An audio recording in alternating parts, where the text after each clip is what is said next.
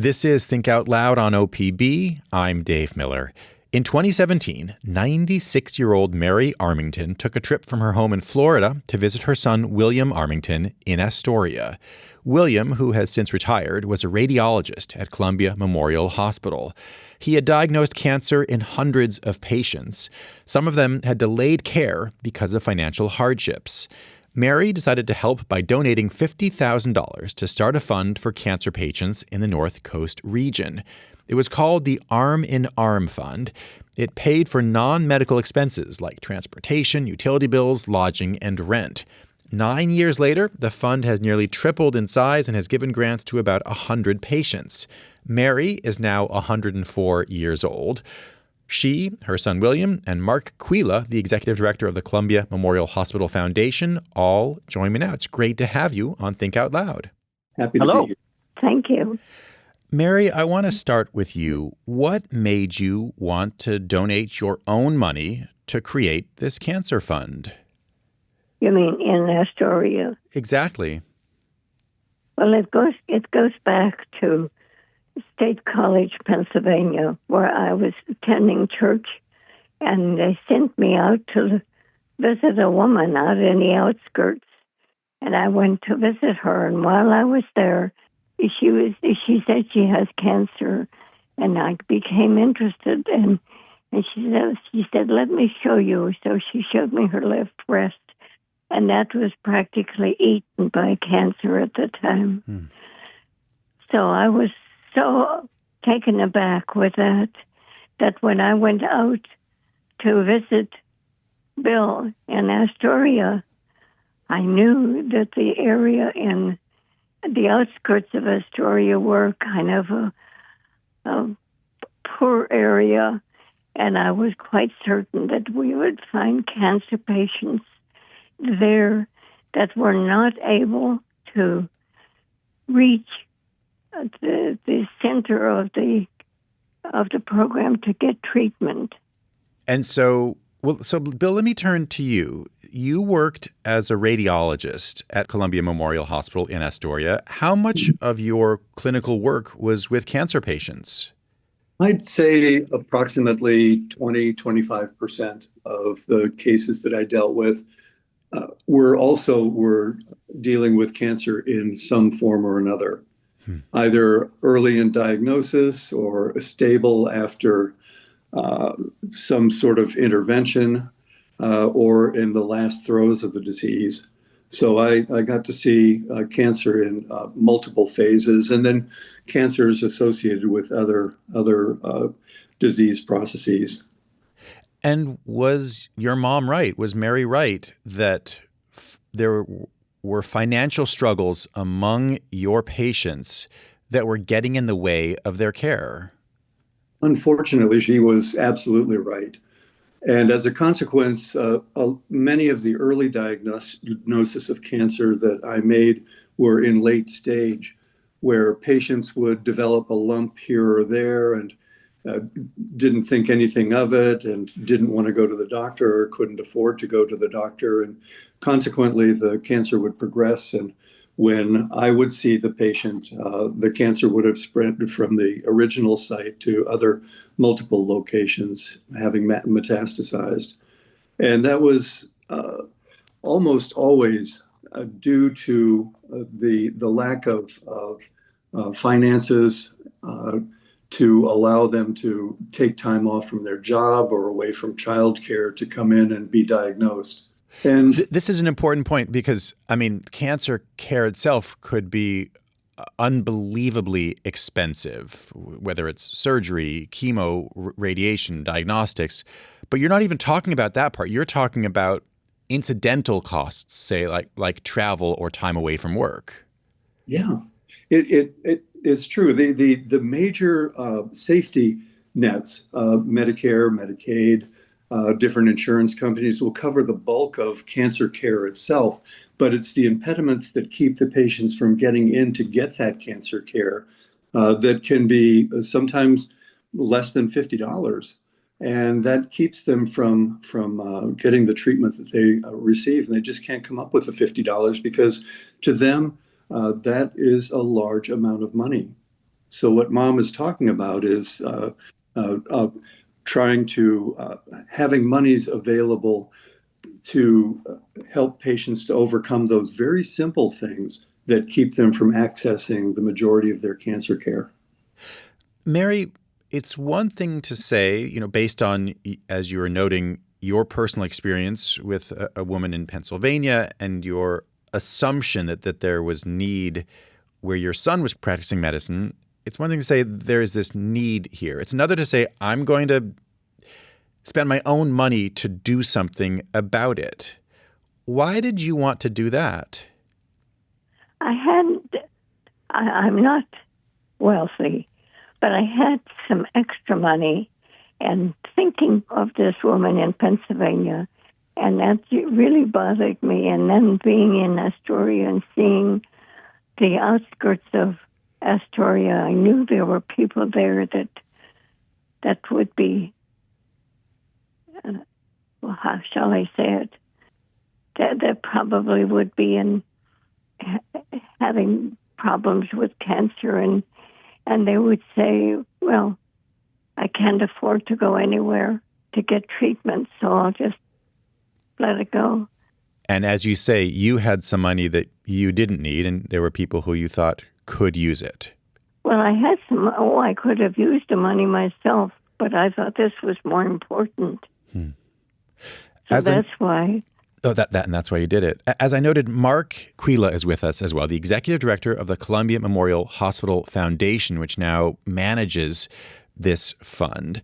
Mark, the fund started giving out money in 2019 after a couple years of getting all the various financial ducks in a row. Was there any sort of similar safety net for people to pay for, general life expenses while getting cancer treatment before this Arm in Arm fund was created? Well, no, this was really unique, and it came on at the same time as the CMH OHSU Night Cancer Collaborative was established here at Columbia Memorial Hospital. So we had just built a new cancer center, and as Dr. Armington said, we were seeing a real need in the community. We have great social workers that work at the cancer center, and so they are able to link up with local nonprofits and assist folks when they are in need. But oftentimes folks just aren't eligible, or they need the money faster than what can be provided. And that's where the Arm in Arm Fund has come in. And, since 2019, the Arm in Arm Fund has helped about 100 patients with real crucial needs. And most of those are for utility bills and travel and lodging expenses. These are folks that got diagnosed. They have to start treatment right away. They have to take significant time off of work. Sometimes they're the sole provider for their household. And, this can be a huge strain. But again, they've also helped in instances beyond just those utility bills and travel and lodging. They've helped with eyeglasses. They've helped with nutrition supplements.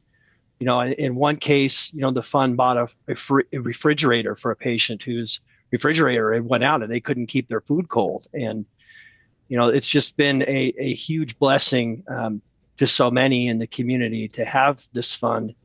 And I listened to the story. Mary was talking about the breast cancer patient. We actually had an instance where a patient was going through treatment for breast cancer and was really having some mental health struggles.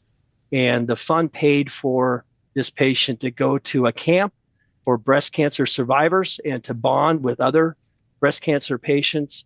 And it was a huge benefit to them in their journey and into their, effort to heal. And I just, this is just a few examples of how the fund has helped. Mary, what's it like for you to hear that the fund that you started with your own seed money, that it's doing what you hoped it would? Well, this is exactly what I was hoping that would happen, that it would reach the less fortunate people and bring them some stability in their lives. If you're just tuning in, I'm talking right now with Mary Armington and her son, William Armington. Mary is the founder of the Arm in Arm Fund for cancer patients at Columbia Memorial Hospital in Astoria. William Armington is a retired radiologist who previously worked at Columbia Memorial, and Mark Quila is the executive director of the Columbia Memorial Hospital Foundation. Mark, how do you decide who will actually get money from this fund? Well, thankfully, we have social workers that work at the cancer center. And, we have had about 6,000 patients actually come through the cancer center since 2017. And they work with each one of those patients, and they're able to identify those that really have a need. And they often connect them with a local nonprofit and are able to satisfy that. But there are cases when they're just not able to do that, and so this is where the Arm in Arm Fund comes in, and it's really the social workers that's working on the ground with all these patients and say, hey, you know what, this might be a good fit for the Arm in Arm Fund to help. And there's not going to be a resource for everything in the community, although we have a really good network of nonprofits.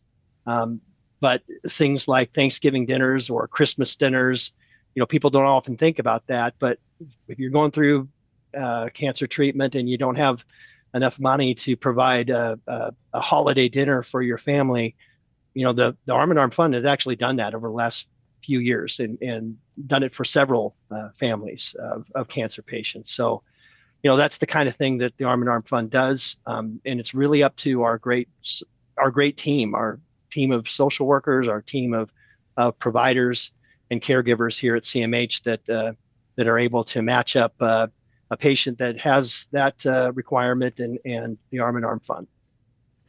Bill, are there any particular stories that stand out to you of people who are recipients from this fund?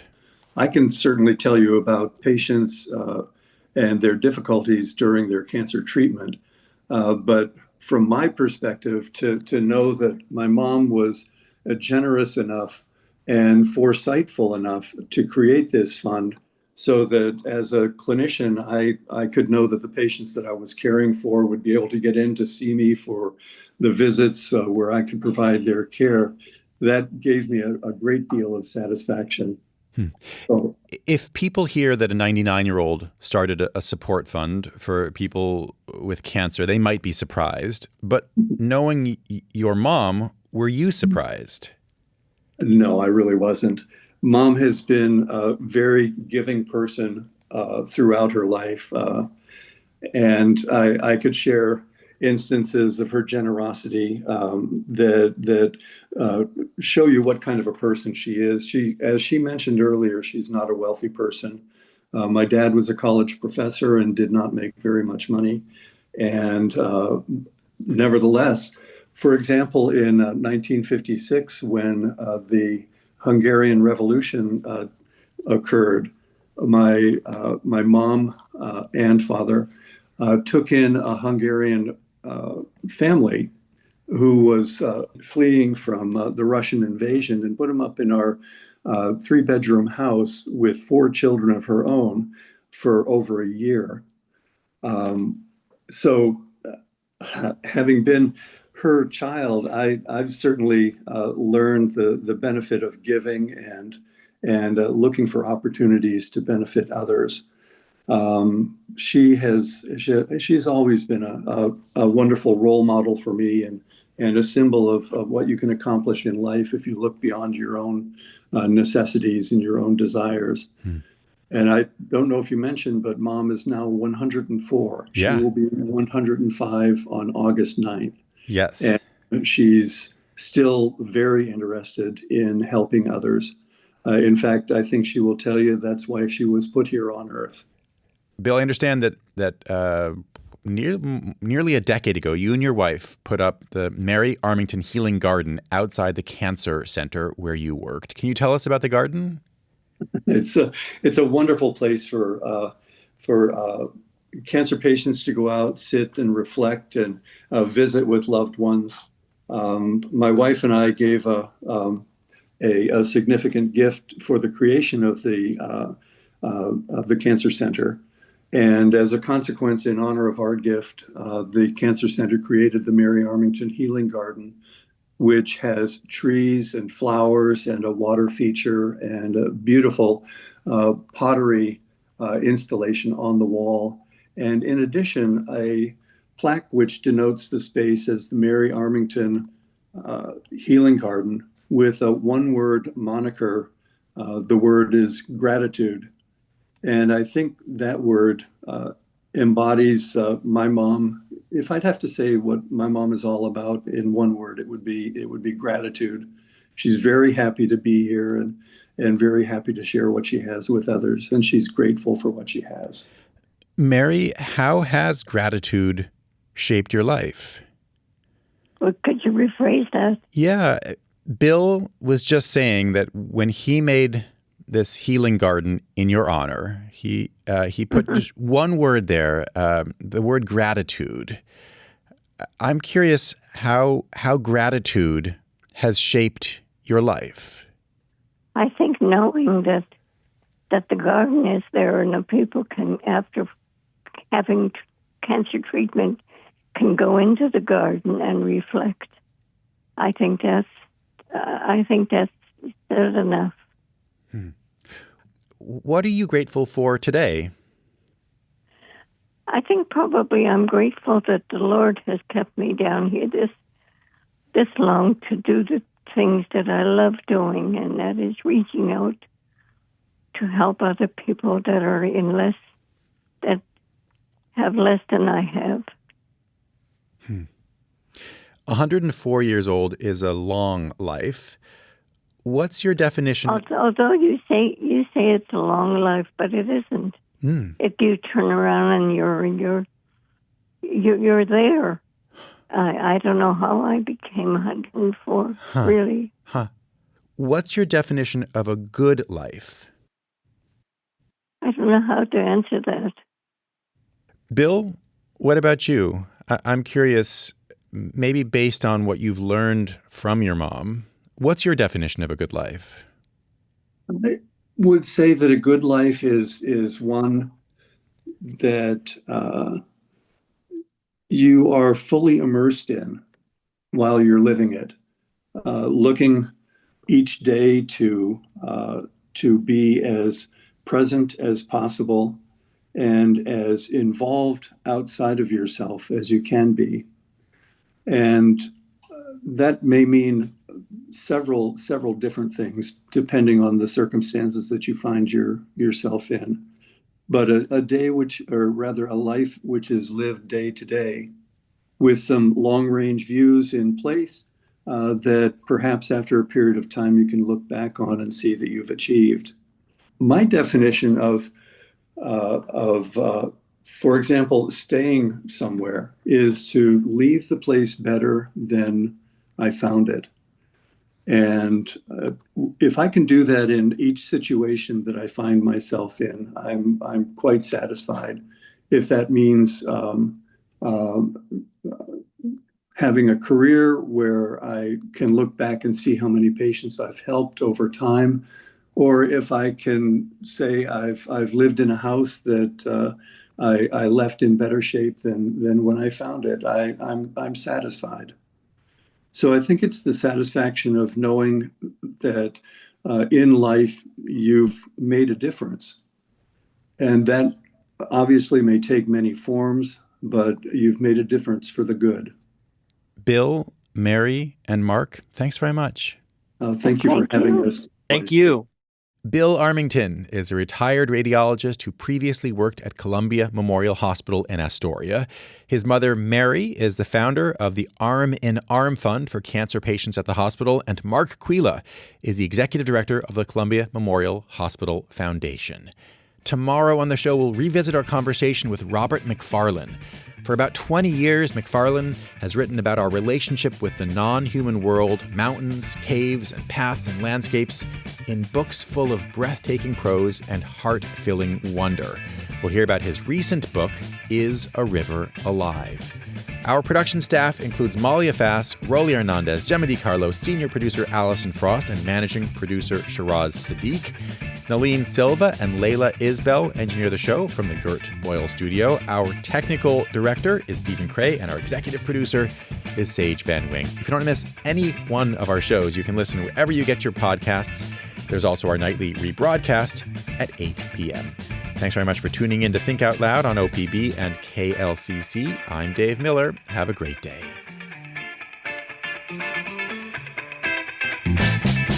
Think Out Loud is supported by Steve and Jan Oliva, the Rose E. Tucker Charitable Trust, Ray and Marilyn Johnson, the Susan Hammer Fund of Oregon Community Foundation, and the Lang Svingard Family Fund.